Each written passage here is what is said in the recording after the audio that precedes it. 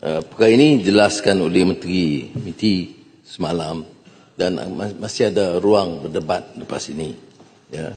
Sebab itu Menteri MITI mencabar provision mana. Ini masalah membaca tidak secara menyeluruh. Hari Isnin pagi, Isnin ke Selasa pagi dengan Li Qiang, Premier Li Qiang. Tentunya apa-apa yang dilakukan oleh Amerika itu diteliti line by line oleh negara China. Kerana kalau adalah yang ditafsirkan oleh setengah ahli pembangkang, dia akan menjejaskan hubungan kita dengan China.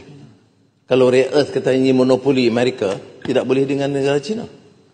Benda itu tidak berlaku. Jadi di kita ni lebih Hamas dari Hamas, lebih China daripada China. Ini masalah kita.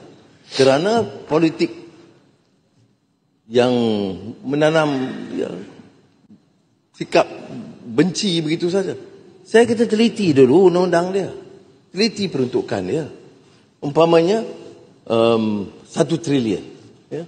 Kita order dari Airbus 30, daripada Google, daripada Boeing 30. Itu lama sebelum tarif. Bukan saya order. Ini mas. Ya. Begitu juga